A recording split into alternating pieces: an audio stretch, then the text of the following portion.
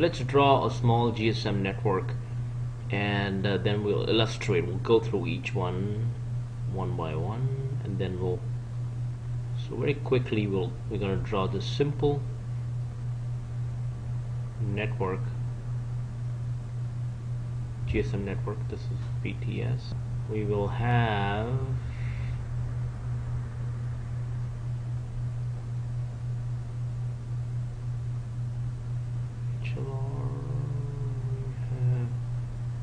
EIR, equipment identity register, and here is VLR. It's a simple GSM 2G network, and we'll go one by one. This is a mobile equipment. It has something called as subscriber identity module, which is called a SIM. So let's go one by one and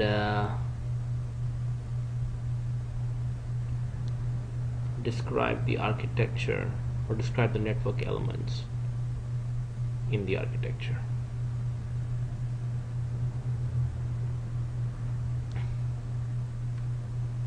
So let's go with mobile equipment.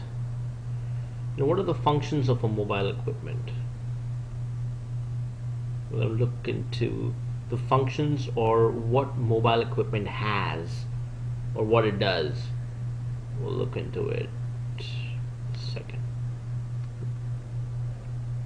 It's responsible for voice encoding and transmission. Voice encoding and transmission. Okay. And then it's responsible for frequency and time synchronization of the channels. So frequency and time synchronization of the channels. That means it mobile equipment, the mobile, which we call the cell phone, is responsible for attuning to the right frequency and syncing itself for the right time slot. It's also responsible for voice encryption, decryption, decryption. Okay, let's go. It is also responsible for measuring the power from adjacent cells. This function is responsible for handoff. So if the mobile feels that there's a greater power from an adjacent cell, it's going to request a handoff. Okay, mobile equipment. It stores IMEI, which is a short form of International Mobile Equipment Identifier, which is inscribed in the mobile equipment by the manufacturer for security reasons. So we just saw, what are the functions of a mobile equipment, which we call as a cell phone. Now let's look at the small SIM that it has. What is the function of a small SIM that it has, right? Let's look at that real quick. Number 2, subscriber identity module. Let's go with the same color.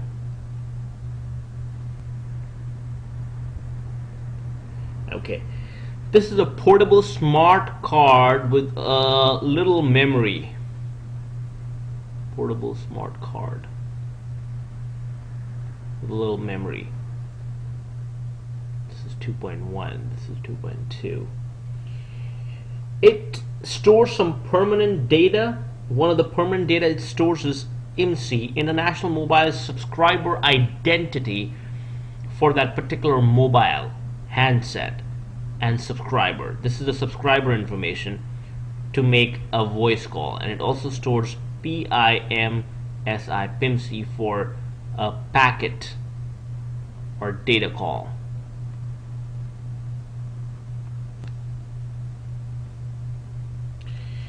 It stores the authentication parameter called the KI, which is 128-bit.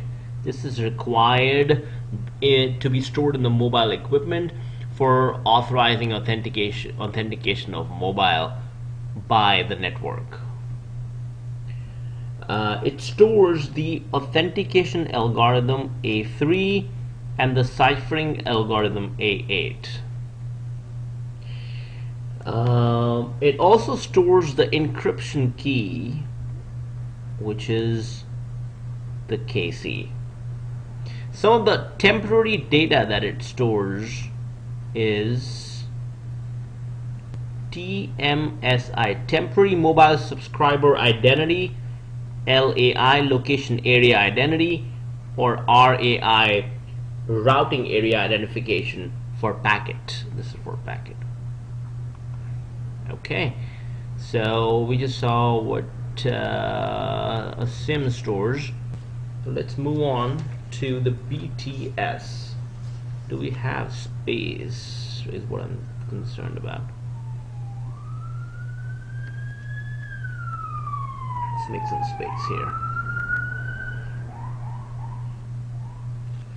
This is called the base transceiver system or station. It's called the base transceiver station, which is right here.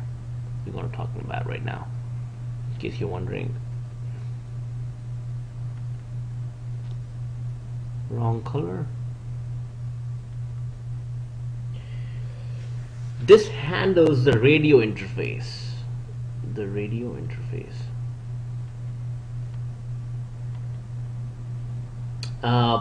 It receives data transcoding. Data transcoding. It is responsible for voice encryption, decryption.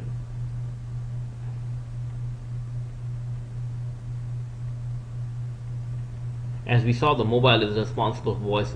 Mobile equipment is responsible for voice encryption, decryption as well. So when the voice is encrypted, decrypted here, it has to have a counterpart here for it to be, decrypted back to its normal, where it's processed again.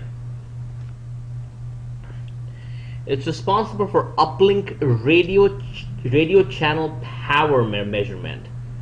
Uplink radio channel power measurement. All right, awesome. Now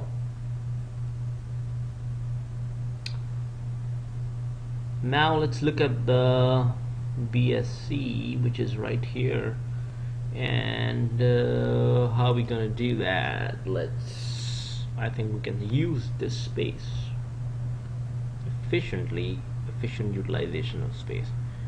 BS, base station controller, is what BSC is called. It provides all control functions and physical links between the MSC and the BTS. So control functions plus physical link between the BTS and the MSC and vice versa. This is responsible for monitoring and controlling the BTS. Monitor plus CTRL BTS. It is also responsible for management of channels on the radio interface. Manage radio channels. So what that means is it in cases of handovers, in cases of channel assignment to the mobile equipment, this is the decision, the control, the intelligence is in the BSC, where it tells the BTS to assign radio traffic or radio channel to the mobile. That's why it's called, that's why this is the brain of a BSS, base substation system. This is what when I say BSS, this is what I'm talking about. BSS is these two entities together is called the BSS. So this BSC is a control function of, basically it controls the BTS and also radio resources. It's responsible for switching from the A bis interface, which is here, to the A interface here. So switching from A bis to A interface, right? Awesome. Now we're gonna look at the MSC, Mobile Switching Center, and for that we need some space. So I'm actually rubbing the functions of ME just in case you have not noted it down. You can go back to the video and see it for yourself. Okay, we're good to go. So let's look at MSC, Mobile Switching Center. So switching means it's responsible for switching the calls from one PLMN to PSTN and PSTN to PLMN. So that's one function. The second function is handover function. Handover means that's an inter-BSC handover. Handover means mobile moves from one location to the other location and wants to attach itself to another BSC. MSC is the one who takes the decision of handing over and allocating radio resources from the new BSC and deallocating resources from this current BSC. The third function is it is an interface to the PSTN network, like we already talked about, and then it's responsible for paging for incoming call to the mobile, and it's also responsible for billing. So basically, this is the heart of the NSS, network switching subsystem, which is this. You can call this whole thing as NSS. And this guy BTS and BSC is called the base station subsystem. So let's now look at the home location register, which is this guy out here. Right, so let's see. Home location register. This guy stores the subscriber information. Any subscriber which subscribes to a GSM service, his or her information has to be stored somewhere. So this is the guy who does that. Let's see what it stores. The international mobile subscriber identity is the first piece of information it stores. The second is the MSISDN number, which is the cellular number of the subscriber, is stored in the HLR. HLR is the home location register of the mobile. When the person for the first time buys a cell phone or a mobile, it switches on the cell phone or mobile, and that's when all the subscriber data, all that is stored in the HLR, and that's why it's called the home location register. That means that HLR is the home of all the subscriber information which is registered in that area, in that geographical area, in that location. It also stores the VLR address. We'll talk about what VLR is. VLR is Visitor Location Register. We'll talk about it a little later. It stores all the subscription information. So all the services that the mobile has, what kind of subscription it has. Does it have text messaging, SMS, internet, whatever. It also stores the reference to authentication center for getting the key KI, which is the authorization key. And HLR is referred to, or it's called upon when a call comes from public to the public landline to the cellular network, to the mobile network. That's when the MSC calls the HLR for information. So this is a little bit about this guy HLR.